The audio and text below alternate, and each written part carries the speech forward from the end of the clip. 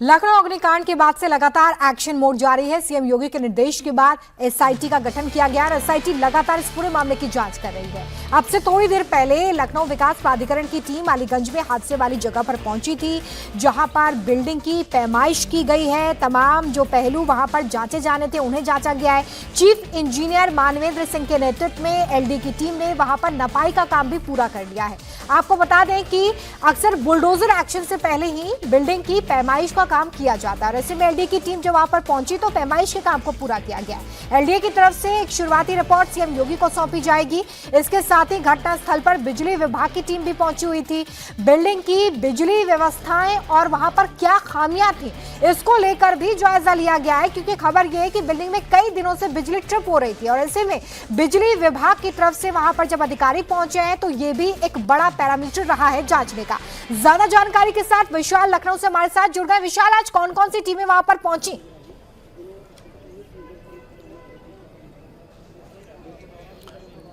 पूरे दिन भर यहाँ पर जो टीम्स है उनके आने जाने का जो सिलसिला है वो लगातार जारी है, लेकिन अब से कुछ देर पहले यहाँ पर लखनऊ विकास प्राधिकरण की जो टीम है वो एलडीए के जो चीफ इंजीनियर है मानवेंद्र सिंह उनके नेतृत्व में पहुंचे हैं। एलडीए के जो चीफ इंजीनियर हैं उन्होंने अपने साथियों के साथ मिलकर के इस पूरी बिल्डिंग की नापजोख की है, क्योंकि कभी भी बुलडोजर कार्रवाई जब होती है, कोई भी ध्वस्तीकरण की कार्रवाई होती है तो बिल्डिंग की नापजोख करना सबसे ज़्यादा इंपॉर्टेंट होता है। लेकिन रोमिता, इस पूरे मामले में एक जो इंपॉर्टेंट बात आई है वो ये भी आई है कि बिजली के जो तार इस बिल्डिंग में मौजूद थे वो काफी ज्यादा कमजोर हो गए थे और एक ही बिल्डिंग में काफी ज्यादा एसीज के जो डक्ट्स मिले हैं जले हुए कंडीशन में मिले हैं, जो ये बताने के लिए काफी है कि बिल्डिंग में जो एसी थे, जो यहां पर वायरिंग की गई थी, जो बिल्डिंग में तार मौजूद थे वो शायद उस क्वालिटी के नहीं थे कि वो इतने ज्यादा एसीज का भार उठा सकें। यही वजह है कि एलडीए के जो बिजली विभाग के जो एक्सीएन हैं, सीनियर अधिकारी हैं मनोज सागर, उनको काफी एक्सपर्ट माना जाता है एलडीए के ऐसे कामों की जांच के लिए, उनकी भी यहां पर मौजूदगी देखने को मिली है, जो ये बताती है कि एलडीए इस पूरे मामले में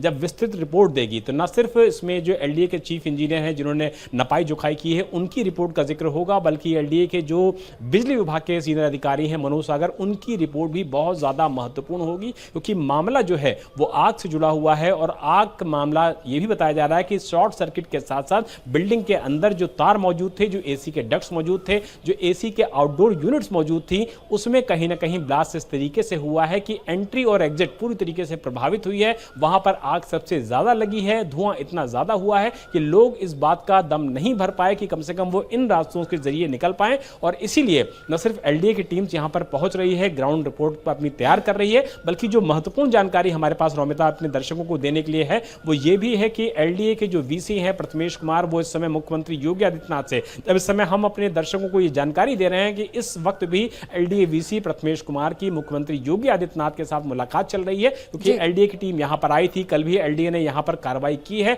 तो क्या क्या कार्रवाई हुई है, किस किस तरीके से एक्शन एलडीए आने वाले दिनों में लेगा और क्या प्लान पूरी तरीके से तैयार किया गया है लखनऊ के लिए, लखनऊ विकास प्राधिकरण का, इसकी ब्रीफिंग भी प्रथमेश कुमार मुख्यमंत्री योगी आदित्यनाथ को दे रहे हैं, क्योंकि जो बिल्डिंग्स हैं, जो रिहायशी इलाके हैं वो लखनऊ विकास प्राधिकरण के अंतर्गत आते हैं। इसीलिए लखनऊ के जो एलडीए के वीसी हैं प्रथमेश कुमार इस वक्त मुख्यमंत्री योगी आदित्यनाथ से मुलाकात करके इस पूरी घटना के बारे में जानकारी दे रहे हैं और यह भी बता रहे हैं कि किन किन खामियों के चलते अब इस पूरे मामले में न सिर्फ एलडीए इस बिल्डिंग पर एक्शन लेगी, बल्कि आने वाले दिनों में लखनऊ में जो पूरी ड्राइव चलाई जानी है उसको लेकर के भी मुख्यमंत्री को ब्रीफिंग की जा रही है। और यह माना जा रहा है कि आने वाले दिनों में न सिर्फ इस बिल्डिंग के ऊपर बल्कि आने वाले दिनों में पूरे लखनऊ में इस तरीके की बड़ी ड्राइव चलाई जाएगी, ताकि बिल्डिंग्स पे न सिर्फ अंकुश लगाई जा सके बल्कि मासूमों की जान को जान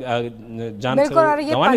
तो नहीं बचाई जा सके, लेकिन आगे इस तरह की घटनाएं ना हो इसको लेकर भी अब एहतियात बरता जा रहा है। बहुत शुक्रिया विशाल।